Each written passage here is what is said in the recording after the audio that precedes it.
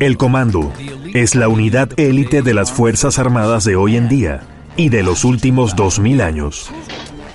Investigaremos la manera en la que las supertropas de la antigüedad operaban en todo terreno, desde las tierras frías del Ártico hasta los desiertos de África. ¿Qué tipo de armamento secreto militar le permitió al ejército sueco operar y pelear contra los invasores rusos en la nieve profunda? ¿Qué tácticas emplearon los soldados estadounidenses en la invasión a Irak que hayan sido casi idénticas a las que diseñaron los comandos egipcios hace 2000 años? ¿Cómo un simple estribo fue una innovación en el campo de batalla como nunca antes se hubiera visto hasta la creación del tanque moderno? ¿Y por qué los conquistadores mandaron una unidad élite a una misión suicida en las profundidades de un volcán activo? Presentamos la heroica historia del comando.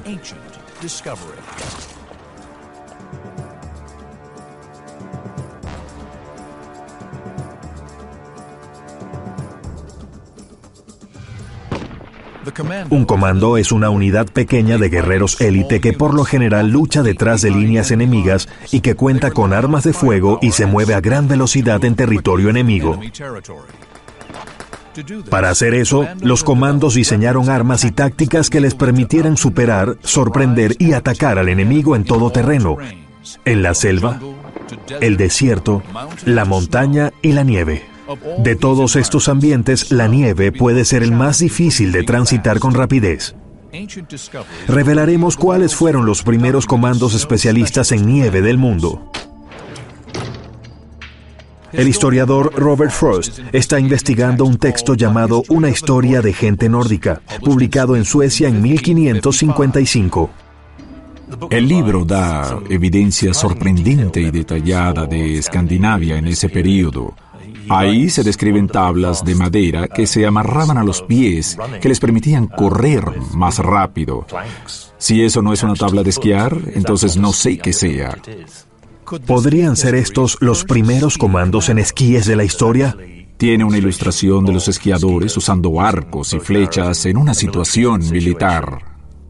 Ahora, por primera vez en 500 años, el experto en inventos antiguos, Richard Windley, construyó una maqueta basada en las fuentes históricas. Esta es una reconstrucción de alrededor de 1550. Sabemos que estaban hechos de un solo pedazo de madera sólida. Parece que por lo general se ponían un esquí largo en el pie izquierdo para deslizarse y el otro más corto lo usaban para impulsarse. Estas áreas extrañas levantadas en el centro era donde se amarraban los esquíes a los pies con tiras de cuero que pasaban por estas ranuras y alrededor del pie. El esquí corto casi siempre tenía una cubierta, por lo general de piel de reno, y creemos que la razón era que, debido a la dirección natural del pelo, este se aplastaba cuando los esquiadores iban hacia adelante y así se deslizaban mejor y con mayor facilidad en la nieve, pero cuando trataban de ir hacia atrás, el pelo no los dejaba, y así se mantenían firmes en la nieve. Como cualquier otra reconstrucción de la antigüedad, no sabemos cómo se usaban ni cómo funcionaban. Y la verdad, la única manera en la que podemos saberlo es haciendo pruebas. Para descubrir qué se podía hacer con ellos, el experto en esquíes y campeón de biatlón Peter Moisey los llevó consigo a un lugar nevado de Francia. Son muy diferentes a los esquíes de hoy en día. Uno es más largo que el otro y el sistema de integración es diferente al de los esquíes modernos. Vamos a tratar de ver si es posible esquiar con estos. ¿Cuál es el nivel de dificultad? Si era posible en tiempos medievales, en 1550, si se podían trasladar con eso y pelear en una guerra. Yo esquío como 6 veces por semana. Yo era biatleta profesional, pero creo que esto va a ser más difícil de lo que esperaba.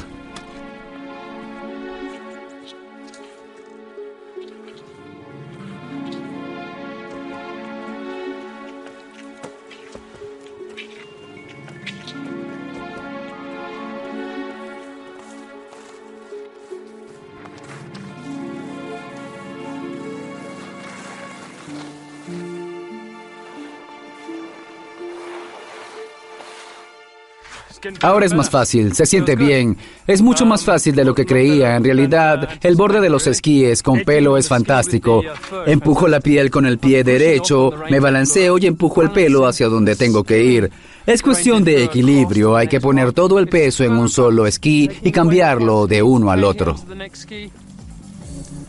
Para evaluar la diferencia entre esquiar y correr sobre nieve profunda, vamos a grabarlo con una cámara de doble exposición durante un recorrido de 90 metros. Ahora, Peter debe competir contra sí mismo.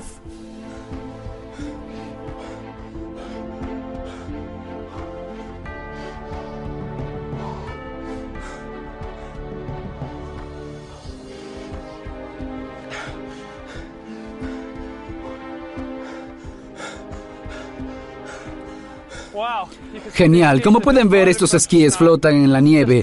Son una bendición al lado de caminar. Tengo el ritmo cardíaco mucho más bajo y la sensación es maravillosa. Me encanta correr, pero sería hombre muerto si tuviera que competir contra esa gente en esquíes. Con certeza sería una ventaja para el comando por el hecho de que podían esquiar durante muchísimo más tiempo. No se cansarían tanto y su ritmo cardíaco no variaría tanto. Esquiarían a un ritmo constante durante todo el día y así no estarían tan cansados para buscar y dispararle a lo que tuvieran que dispararle. No solo los esquíes le permitían a un comando llegar a su destino más rápido, sino que también impiden que los soldados se cansen para que puedan pelear mejor cuando lleguen.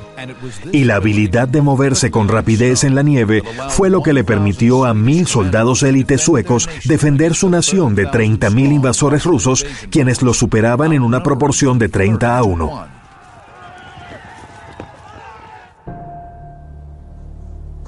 En 1537, el zar Iván IV, conocido como Iván el Terrible, subió al trono de Rusia. Un líder brillante o un loco sediento de sangre. Seguro ambos. Con certeza un personaje muy importante, no solo en la historia de Rusia, sino en la de Europa del Este. Ambicioso y despiadado, Iván decidió expandir el territorio ruso a expensas de sus vecinos. Por encima de todo, Iván tenía una idea muy clara del lugar de Rusia en el mundo y una urgencia por expandir su poder. En 1555, Iván invadió el territorio vecino conocido como el Istmo de Karelia, perteneciente al reino rival de Suecia. Cuando los rusos llegaron a Karelia, componían un grupo bastante sustancial de varios miles. Eran con seguridad muchos más que las fuerzas locales suecas. Pero el avance ruso rápidamente se hizo difícil. Las fuertes nevadas hicieron de un terreno ya desconocido algo intransitable. En la lucha por atravesar bosques densos y nieves de hasta 3 metros de profundidad, muchos se separaron de sus camaradas. De repente, francotiradores les empezaron a disparar. Los registros describen la manera en la que el enemigo, es decir, las tropas suecas, aparecieron de la nada y se deslizaban con rapidez por la nieve y les disparaban flechas a los rusos para separar a la vanguardia de la fuerza principal. Cuando los rusos trataron de escapar, sus atacantes parecieron moverse con una velocidad sobrenatural. Los historiadores apuntan que el éxito de los suecos se debió a su habilidad de moverse con rapidez en la nieve con sus esquíes. Si la nieve había caído recién y era profunda, podía ser muy difícil caminar sobre esta, en especial la caballería, porque los caballos se hunden en la nieve y no se pueden mover con rapidez. Pero la habilidad de moverse con rapidez es apenas la mitad del cuento. El comando debía ser capaz de luchar al llegar. Mantenerse de pie con esquíes requiere de fuerza, equilibrio y concentración. ¿Cómo afectaría eso la capacidad de Peter de llevar la tarea de disparar una flecha con precisión? Pude ir cuesta abajo, en lo plano, cuesta arriba y sobre nieve profunda en un terreno como este. Y la prueba final será ver si puedo disparar una flecha con el arco. Peter verá si puede esquiar, detenerse y dispararle a 2 objetivos en menos de 1 minuto. Esta técnica de disparar y maniobrar es la misma que usan los comandos modernos.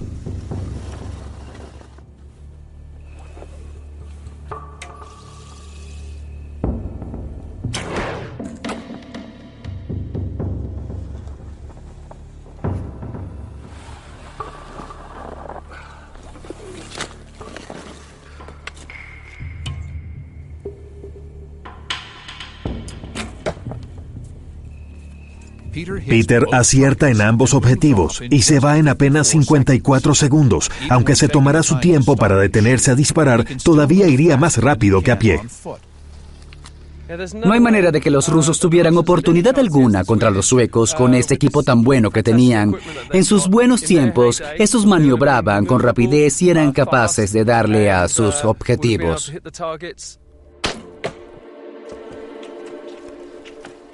Como les hemos demostrado, las fuerzas suecas podían moverse en silencio y con rapidez en terrenos nevados con estos esquíes antiguos.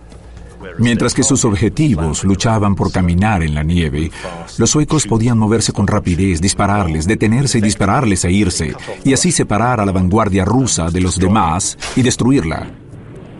El ejército ruso no tuvo posibilidad. Los comandos suecos en esquíes los emboscaron y mataron a 900, mientras miles más abandonaban sus armas y huían. Si consideramos las fuerzas involucradas, fue una gran victoria para las tropas de esquiadores que ganaron. Los comandos en esquíes de Suecia salvaron a su país de una gran fuerza invasora. Pero 500 años antes, otra innovadora arma militar tuvo un impacto aún mayor en el equilibrio de poderes entre grandes ejércitos, que se usaría durante los 1000 años siguientes. El aparato se nos hace familiar, pero no para los antiguos durante milenios. Su invención transformó el mundo militar en apenas una tarde.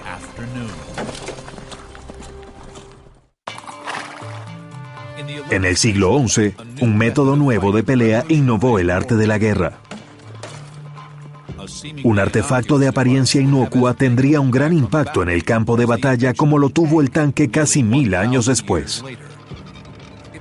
Se trata de un invento tecnológico que no sale en los libros de la historia, los estribos. Oímos hablar de los estribos muy tarde en la historia de la domesticación del caballo. Y como muchos otros buenos inventos, se oyó hablar de este primero en China en los siglos V y VI antes de la era común. Y de allí se difundió al oeste, seguro a través de los imperios bizantino y romano en los años 700.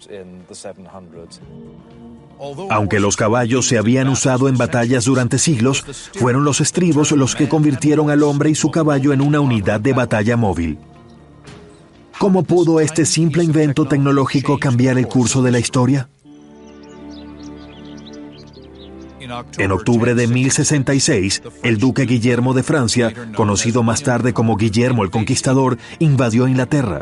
Su campaña comenzó con la batalla de Hastings. La batalla de Hastings es una de las piedras angulares de la historia de Inglaterra.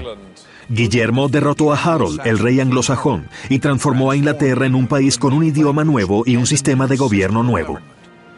Guillermo el Conquistador fue un hombre excepcional. Es un tipo de hombre que uno quiere que esté a cargo del equipo. Fue un gran líder guerrero. Las tropas del rey Harold tenían experiencia, estaban bien entrenadas y no lo sobrepasaban en número. ¿Por qué perdieron? La respuesta se encuentra en un registro visual de la batalla, el tapiz de Bayeux.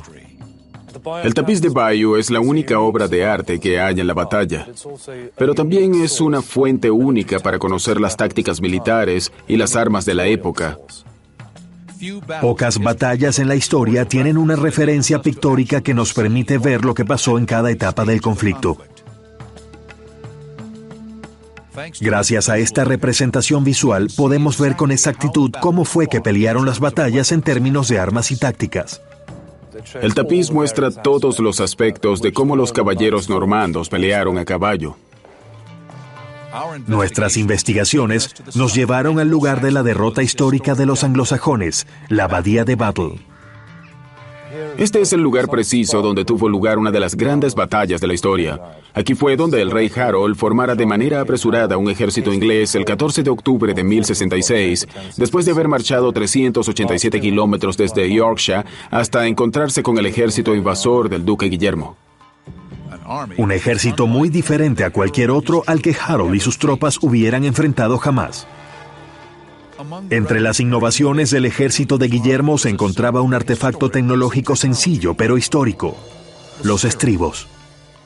Hay registros sobre sillas de montar, arneses y espuelas que usaron las tribus etruscas en Italia hace más de 2000 años. No es de asombrar que los estribos no se inventaran sino hasta cientos de años después.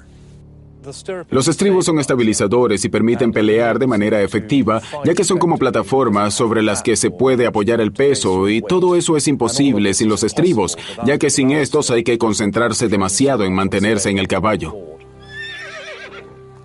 En la batalla de Hastings, la caballería normanda tomó ventaja de este nuevo aparato. Hasta esta época, las batallas siempre se habían peleado a pie. Harold y sus hombres pudieron haber llegado a la batalla de Hastings en caballo, pero pelearon a pie. Todo el ejército inglés peleó a pie. La táctica característica de pelea de los ingleses, y por la que en esa época eran la mejor infantería de Europa, era su muro de escudos o seto amurallado, un ejército de hombres con escudos entrelazados parados firmes en una sola posición. Los normandos se dieron cuenta de que los estribos podían permitirles pelear a caballo.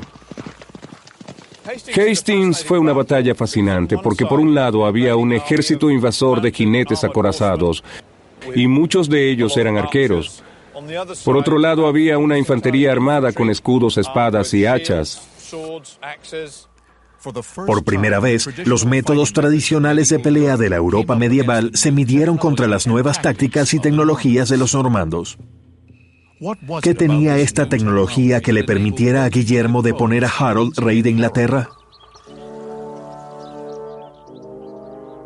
Fuimos a Warwickshire, en Gran Bretaña, a trabajar con un jinete y un experto en reconstrucción de batallas, Carl Uday Martínez y Paul Ellis Smith. Carl y Paul van a investigar cómo este artefacto tecnológico llevó a la guerra una nueva era, el choque de carga de caballería. En el tapiz de Bayeux, solo una pequeña cantidad de caballeros usa una técnica innovadora, la de pelear con una lanza enristrada.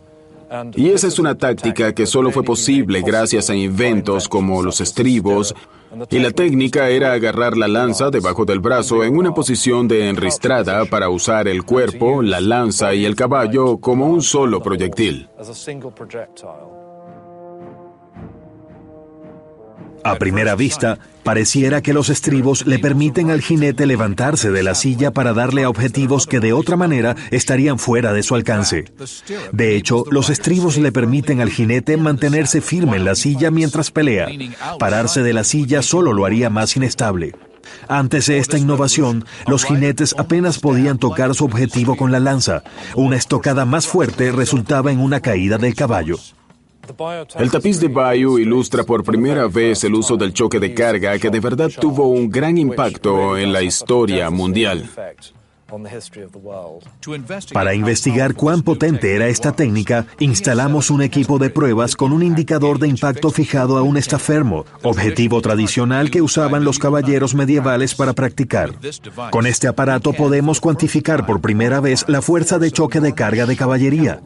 Podremos entonces compararla con la efectividad de las lanzas que se usaban antes de la batalla de Hastings. En esencia, lo que estamos haciendo es tomar la tecnología moderna y llevarla al medioevo. Lo que tenemos aquí es un estafermo. Ahora vamos a montarnos en el caballo y a darle con la lanza lo más duro que podamos a este artilugio de aquí que mide el impacto. Si lo movemos, vemos la plancha de metal que le pusimos.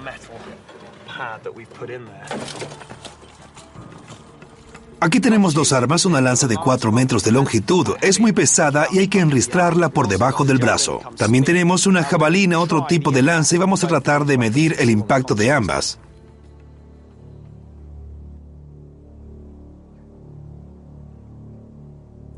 Primero, la lanza sin estribos. Durante siglos, este fue el modo estándar de ataque.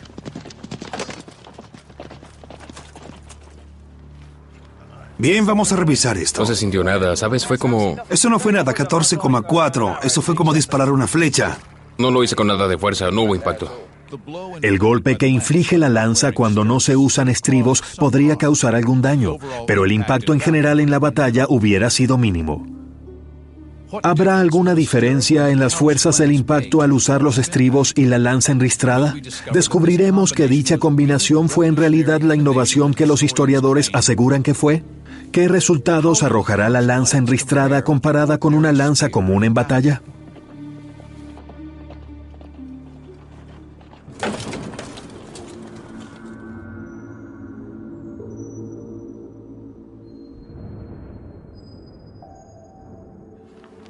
2.702 kilogramos. Es increíble. Este golpe sí que fue fuerte. Se sintió fuerte, hasta sentí el viento. Esta cantidad de fuerza es el equivalente a atropellar a alguien con el automóvil a 110 kilómetros por hora. Los estribos transformaron al jinete, al caballo y la lanza en una unidad armada móvil capaz de cargar contra cualquier enemigo que se encuentre en su camino. Y eso fue de verdad innovador, porque le permitió a la caballería transformarse en cuestión de años de un arma de asalto en un arma de choque. Y fue el equivalente a la invención en tiempos modernos del tanque. Y ambos tuvieron el mismo impacto en el campo de batalla.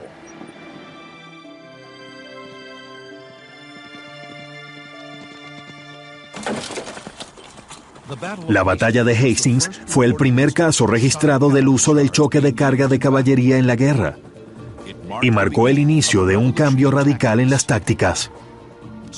Incitados por su éxito en Hastings, los normandos lo usaron durante las cruzadas. Para entender lo radical del cambio que había tenido lugar, solo hay que leer las descripciones de la historiadora bizantina Anna Komnene, que describe la caballería normanda como un relámpago que atravesaba al enemigo, y también dice que la caballería franca era irresistible, que podían atravesar las murallas de Babilonia, y eso fue lo que hicieron en la primera cruzada. La invención del estribo y su uso combinado con la lanza enristrada y armaduras pesadas fue decisiva para el cambio de las tácticas militares.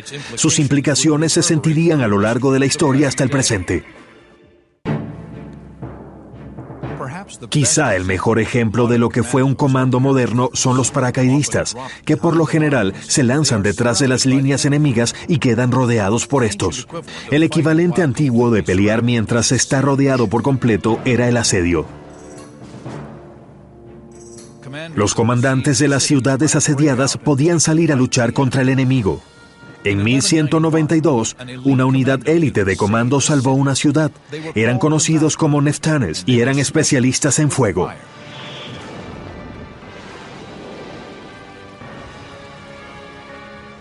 Durante la Tercera Cruzada en 1190, los invasores cristianos asediaron la ciudad de Acre.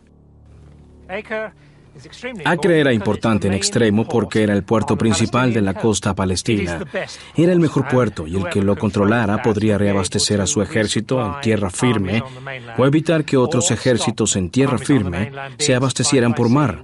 Era una posición estratégica. Los cristianos rodearon Acre y trajeron consigo armas de asedio.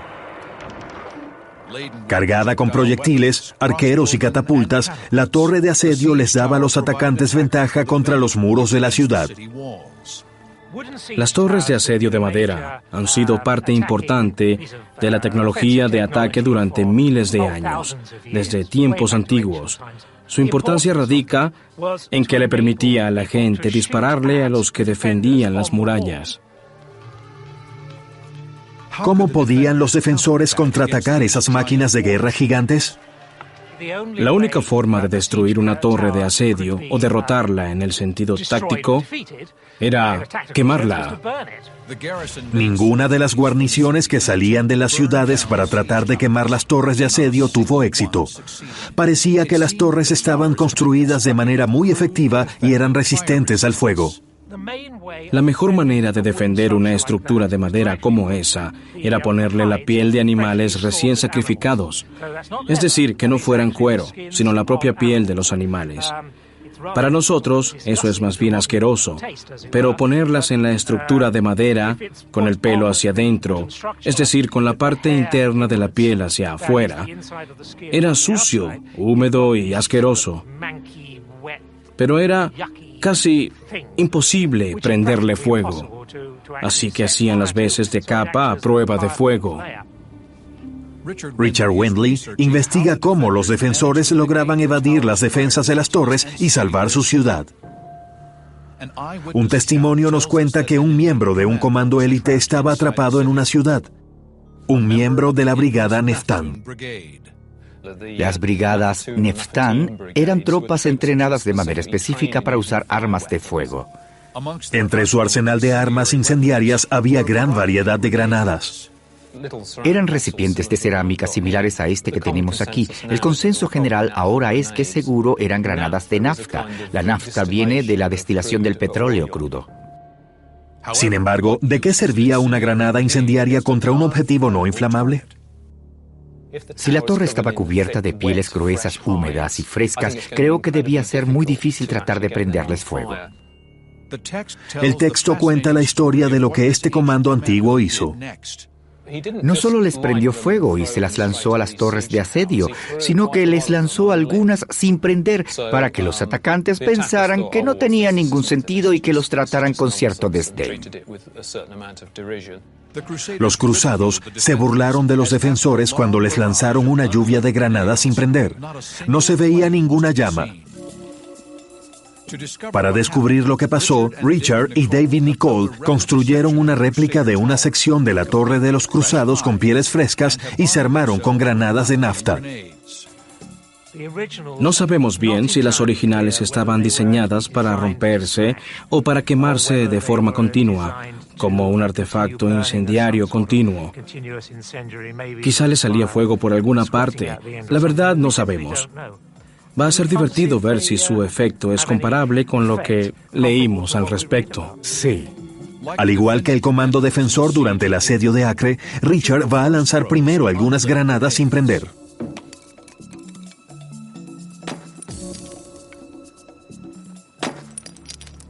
La nafta de las granadas sin prender se derrama en la torre, para que así, cuando les lancen alguna que sí esté prendida... Bien, así me gusta. Justo como está descrito, el arma de asedio, la torre, se convierte en un infierno. Eso pudo haber hecho el trabajo, lanzarle granadas y dejar que se regara la nafta y se absorbiera, pero la torre no se prende en llamas. El vapor se mete en la máquina, después se le prende fuego a las granadas y así con suerte este seguirá alimentándose. Hay que lanzarles todas las granadas que sean posibles para que no se apague el fuego. Mira eso. Lo logramos. Espero que la gente de la torre se haya bajado rápido. Logramos prender la madera. Podemos percibir el olor asqueroso de la carne quemándose. El ingenioso ataque fue un éxito. La torre se quemó por completo. Todos los hombres de la torre se quemaron y la historia cuenta que los atacantes se desmoralizaron tanto con eso que levantaron el asedio y se fueron.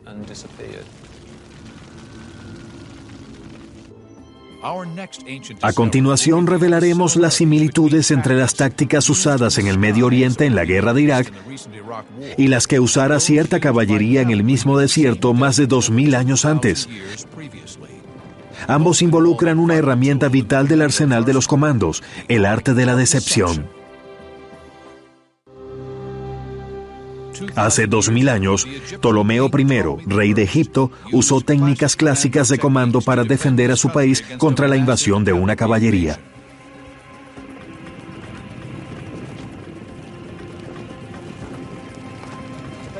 Aquí estoy en medio de la batalla. Estoy rodeado de jinetes árabes.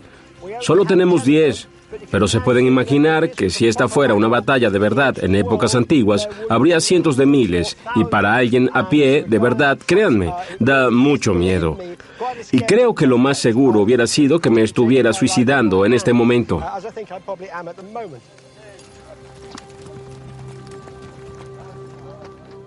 El historiador Mai Trau está en Egipto investigando una maniobra que empleaba una táctica comando de ataque que se usa hasta el presente, la decepción militar.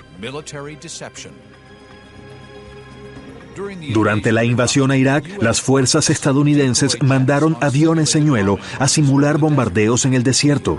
Los iraquíes los atacaron con misiles antiaéreos, desperdiciaron municiones y revelaron su posición. Pero los comandos antiguos también eran maestros de la decepción. En el año 323, antes de la era común, murió Alejandro Magno. Sus generales pelearon por su imperio. Ptolomeo reclamó el trono egipcio. Otro general, Pérdicas, quería gobernar todo el imperio e invadió Egipto. Una infantería de 9000 hombres que pelearon con Alejandro durante años y una caballería. Pérdicas tenía muchos más soldados que Ptolomeo. Se habían convertido en los mejores guerreros del mundo antiguo gracias a las campañas de Alejandro que habían ido desde Grecia hasta la India. Ptolomeo tenía que encontrar la manera de tener un ejército que era 2 veces el suyo, que estaba tan bien organizado, que tenía tantas habilidades y que estaba tan bien equipado. La sola visión del ejército en movimiento debió haber sido algo aterrorizante. Debió haber sido, quién sabe, la mera visión de ese ejército tan grande, lo que le dio la idea, la nube de polvo que el ejército levantaba. Si Ptolomeo podía generar una nube de polvo de tamaño similar, podría engañar a los comandantes de Pérdicas y hacerles creer que se iban a enfrentar a una fuerza mucho más grande.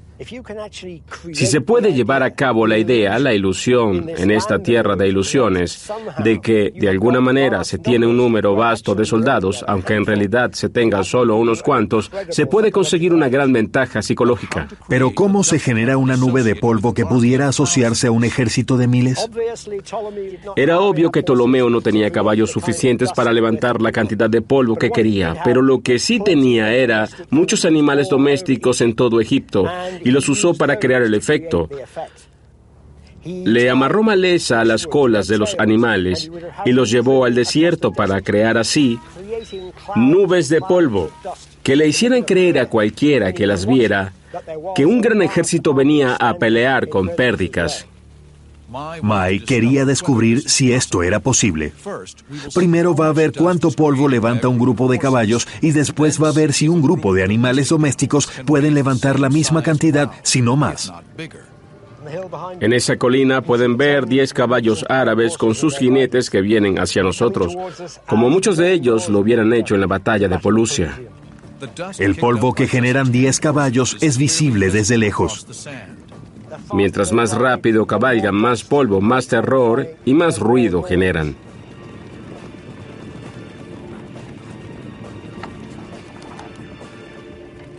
La próxima fase del experimento es tratar de hacer algo similar, pero esta vez con burros en vez de caballos.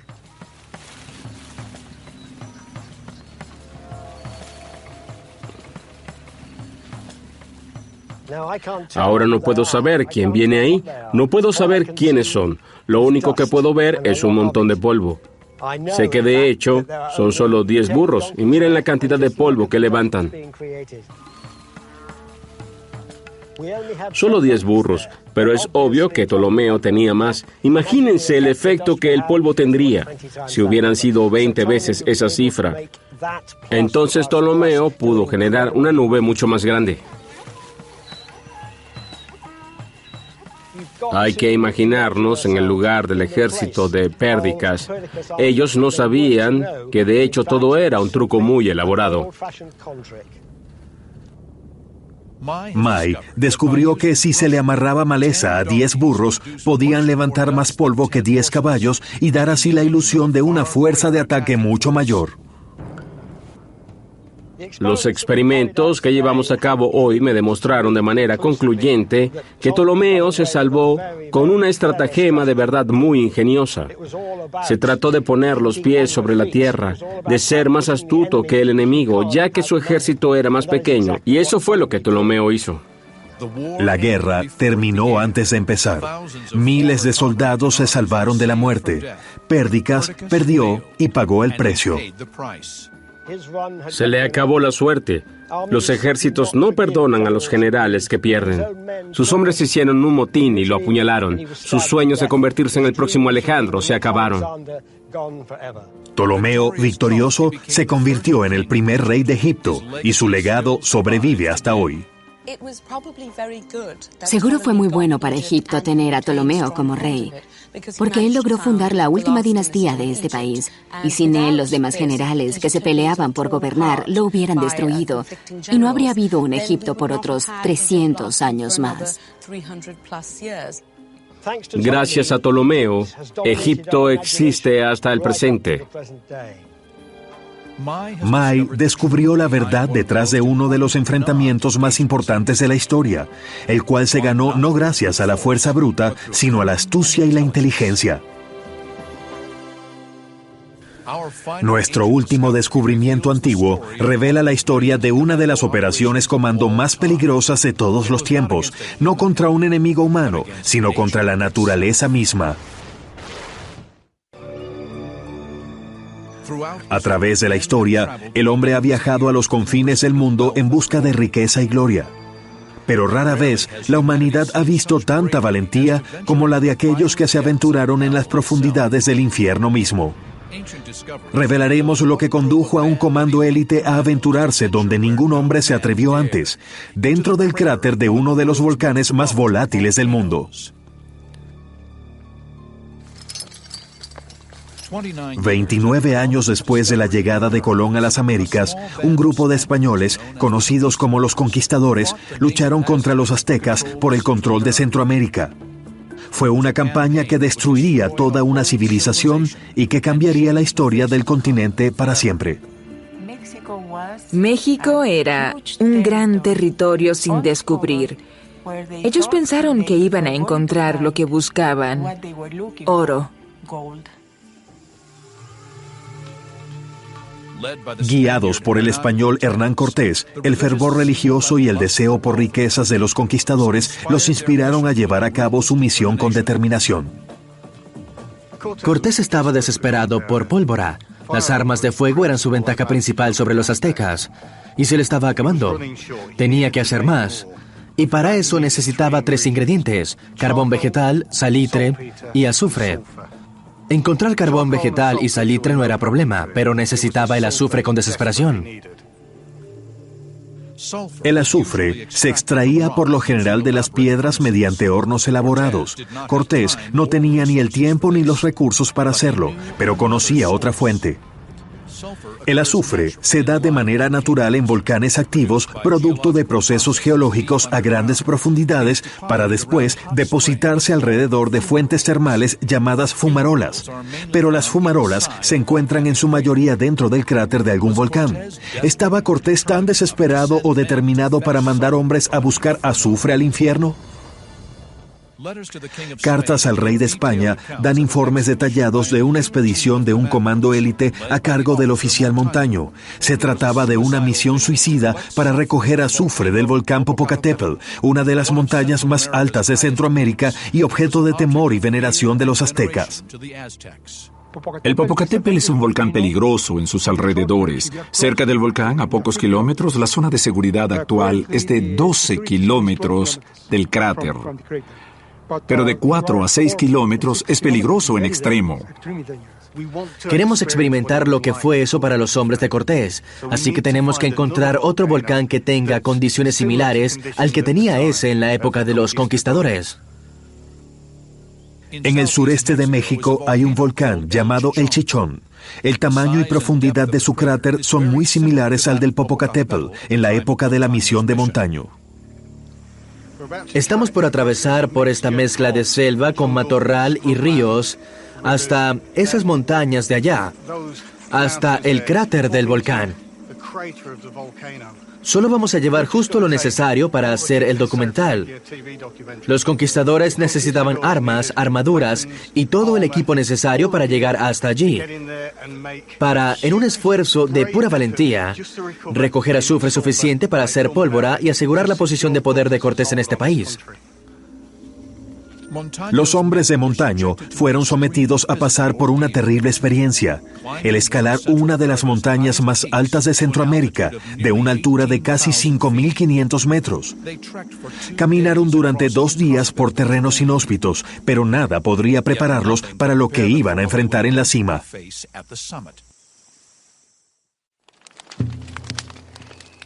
Establecimos un campamento base aquí en el borde del cráter. Es fácil imaginar lo que debió haber sido para Montaño y sus hombres esta aventura tan, pero tan desesperada. El plan de mañana es descender dentro del cráter y tratar de recoger azufre, al igual que Montaño lo hiciera hace 500 años.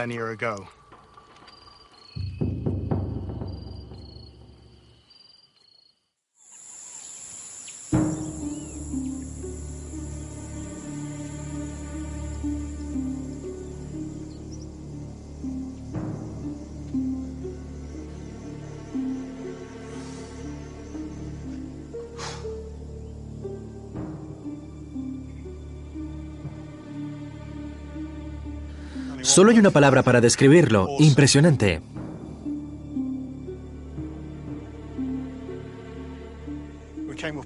Llegamos aquí de noche sin la menor idea, sin saber qué esperar. Esto es increíble. De verdad valió la pena. El momento de la verdad llegó para Montaño y sus hombres. El éxito de toda la expedición estaba en sus manos. Desde el borde del cráter podían ver con claridad su objetivo, una fumarola humeante rodeada de azufre amarillo en todo el medio del cráter. A miles de kilómetros de España y con recursos limitados, y después de una caminata agotadora y sin el equipo adecuado, su objetivo parecía estar más lejos que nunca. Pero un rasgo intrínseco de todas las fuerzas élites es la habilidad de improvisar en ambientes hostiles. Montaño llevaba consigo cuerdas de los barcos en los que habían venido los españoles al Nuevo Mundo. Debido a la falta de recursos locales, Cortés ordenó que desmantelaran todos los barcos. Las cuerdas de Montaño formaron parte alguna vez de las jarcias de su embarcación. Todo lo que tenían que hacer ahora era improvisar contenedores para el azufre y el coraje para descender. Sin la ayuda de equipos modernos para escalar, Montaño dio el primer salto al vacío. El enorme cráter del Popocatépetl tiene una profundidad de 300 metros. Los hombres de Montaño solo tenían cuerda suficiente para bajar 30 metros, por lo que quedarían pendiendo a una altura de 270 metros. Más importante, siempre estaba el peligro perenne de una erupción, de que cayeran piedras o de asfixiarse con gases venenosos. Con apenas una cuerda bastante corta, Montaño pudo descender solo una décima parte de la chimenea. John está arriesgando su vida al igual que lo hicieran los hombres de Montaño. El Chichón todavía está activo y es tan peligroso que John será el primero en poner un pie en este volcán desde su última erupción hace 25 años. Las fisuras volcánicas dentro del cráter dejaban salir gases calientes y agua hirviendo. Muchos de esos gases pueden ser letales, pero también producen el azufre amarillo dorado que Montaño necesitaba con tanta desesperación. Sin ánimos de quedarse allí más tiempo del necesario, el comando se puso a la tarea de recoger la cantidad de 140 kilos de azufre. Eso era suficiente para hacer 1.200 kilos de pólvora, una cantidad enorme. Eso es suficiente para abastecer a todos los artilleros de Cortés. Tenía 80 hombres armados con mosquetes y cada uno tendría pólvora suficiente para hacer 350 disparos. Eso era suficiente para asegurar su posición de poder en México y para terminar su conquista. Ahora, armado y con su ventaja tecnológica asegurada, ya casi nada podría detener a los hombres de Cortés. En apenas unos años acabaron con la población azteca y su gran imperio. Mientras yo podría no tener tanto tiempo como tuvieron los conquistadores para hacer lo que hicieron en México, es imposible que sienta algo más que admiración total y respeto por Montaño y sus hombres. La heroica misión de Montaño de descender dentro de un volcán activo se convirtió en leyenda. Este fue uno de los momentos decisivos de la conquista de Cortés de México. Hoy en día, México es uno de los países de habla hispana más poblados del mundo. La búsqueda de azufre de Montaño cambió la historia del continente. Este comando antiguo enfrentó la muerte en las condiciones más rigurosas a las que algún soldado haya sido llamado a servir. Enfrentaron lo imposible mediante inventiva e ingenio para superar la adversidad. Desde las tropas de esquiadores del Ártico hasta los guerreros que levantaban polvo en el desierto del antiguo Egipto, los soldados modernos aún usan las armas y tácticas de los comandos antiguos para luchar y prevalecer.